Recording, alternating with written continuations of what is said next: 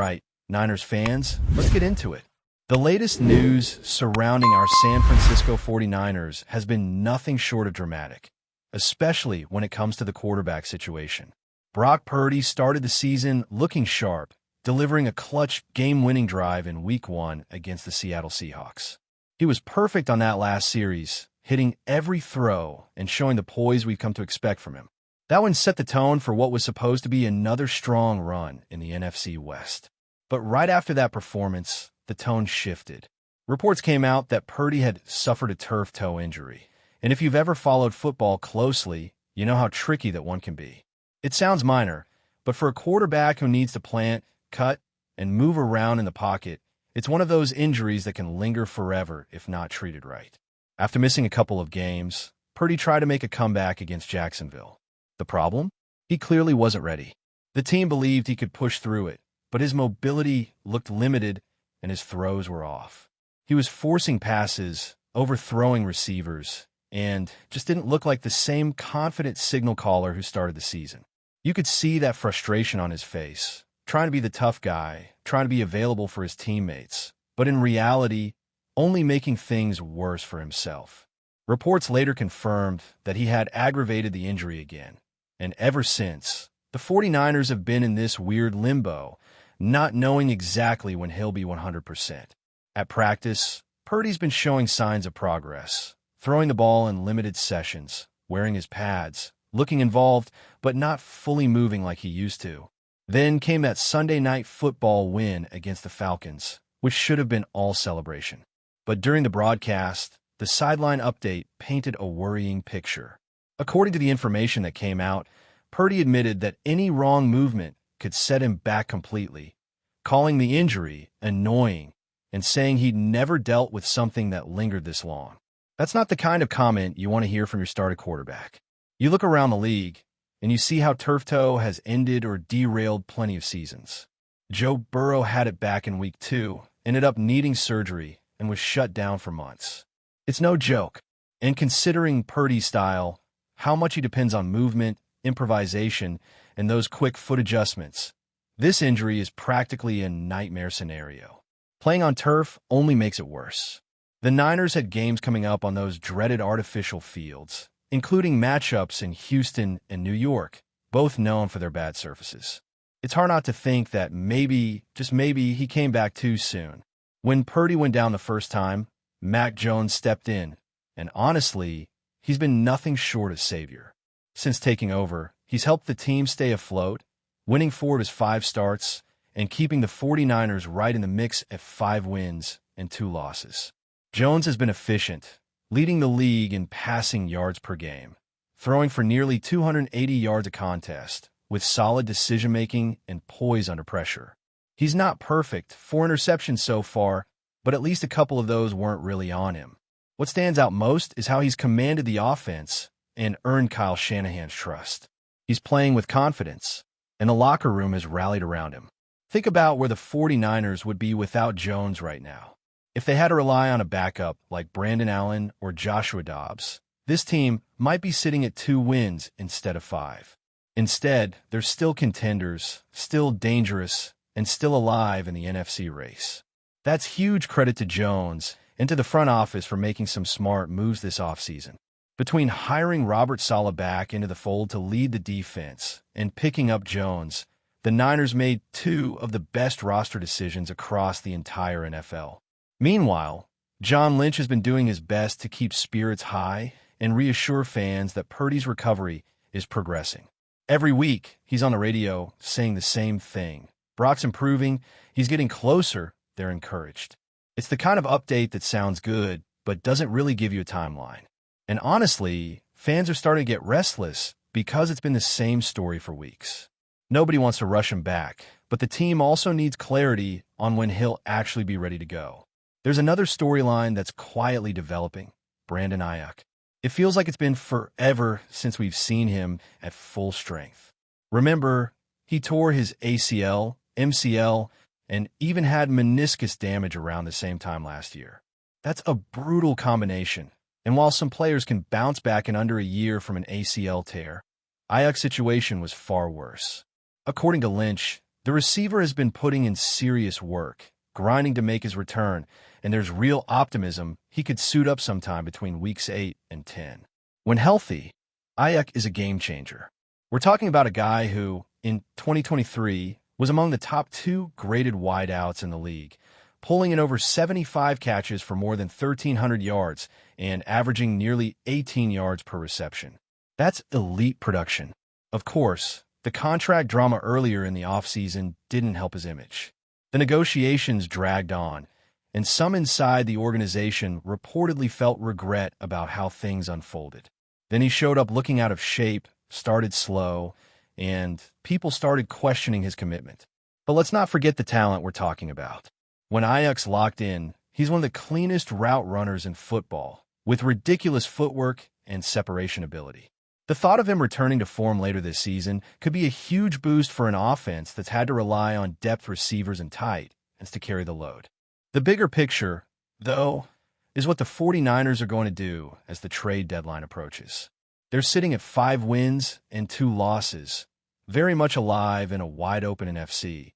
But injuries to stars like Nick Bosa and Fred Warner have everyone wondering whether John Lynch might pull the trigger on a move. When asked about it, Lynch said they don't have to make a trade, that the team believes it has enough in the building to get by until Bryce Huff returns. But that kind of cautious optimism feels risky. Depth at defensive end is paper thin, and you can't expect to keep competing at a high level without making at least one key addition.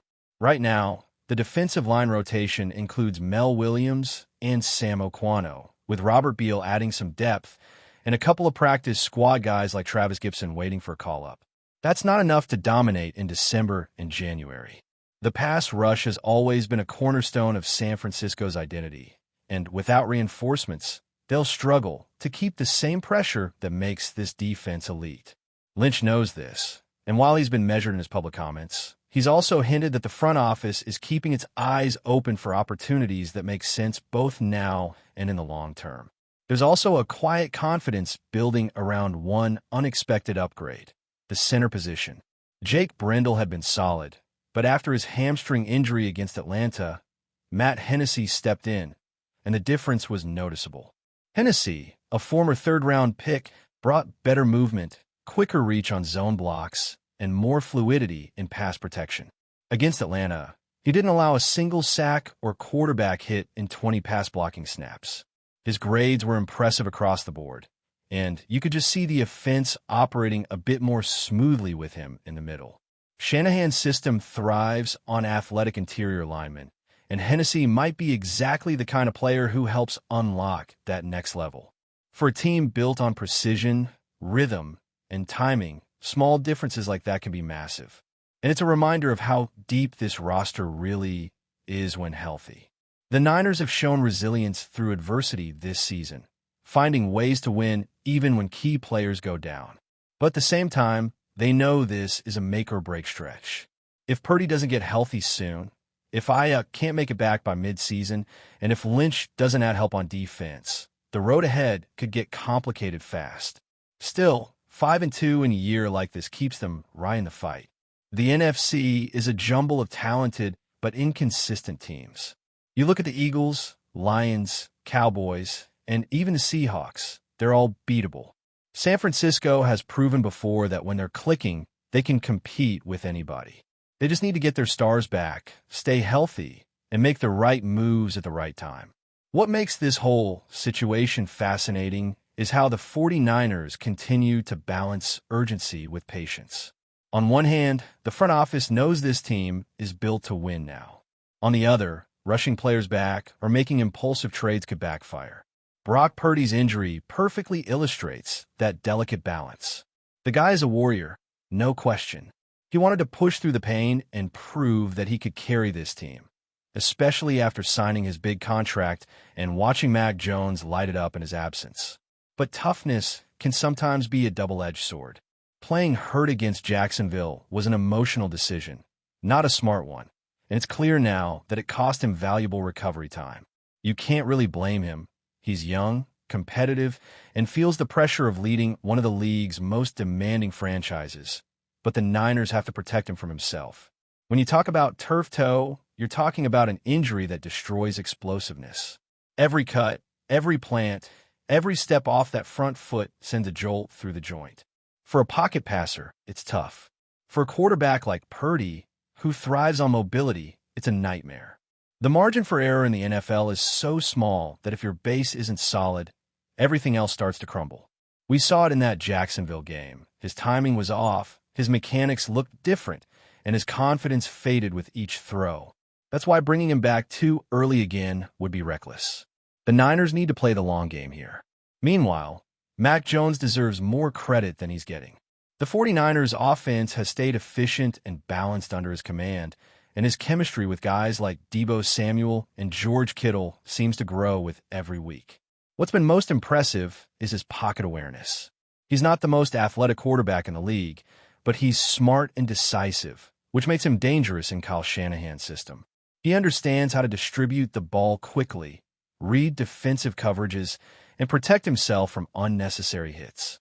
His stats back it up. Nearly 70% completions and top numbers in yards per game. But it's the leadership and composure that have made the biggest difference. For all the focus on the quarterback situation, the 49ers' identity still starts with their defense. Even with injuries to Nick Bosa and Fred Warner, this unit continues to punch above its weight.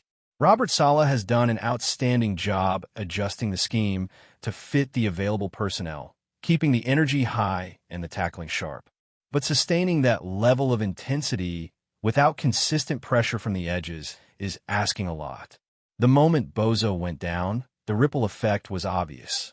The interior defenders started getting doubled, and the linebackers had to compensate in coverage. It's why the conversation around bringing in another pass rusher before the trade deadline feels more urgent with each passing week. The question isn't just whether John Lynch will make a move, but what kind of move it will be. Do you go for short-term rental, a veteran with playoff experience who can give you an immediate spark, or do you look for a younger, long-term piece that fits the system beyond this season? Lynch hinted that he's looking for the latter, someone who can contribute now and still be part of the future core. That's easier said than done, especially with cap considerations and limited draft capital, but this front office has been aggressive before. When the Niners made their Super Bowl runs, it was because they didn't sit on their hands when opportunities presented themselves. But before we dive in, don't forget to subscribe to 49ers Zone and hit the like button on this video. Your support helps us keep bringing you the latest updates on the San Francisco 49ers. And don't forget to share your thoughts on the news in the comments below. The NFL world is buzzing with rumors coming out of Santa Clara, and if they're true, the league's fastest offense just got even faster. Multiple whispers suggest that the San Francisco 49ers have reached an agreement with rookie sensation Xavier, locking him in on a 4-year contract that could redefine what speed means in professional football. Worthy, who set records with his blazing 4.21-second 40-yard dash, has long been a target for teams hungry for a vertical threat. But few expected the Niners, already loaded with offensive firepower, to pull the trigger. Imagine a lineup that includes Deebo Samuel, Brandon Aiyuk, Christian McCaffrey, George Kittle, and now Worthy streaking downfield.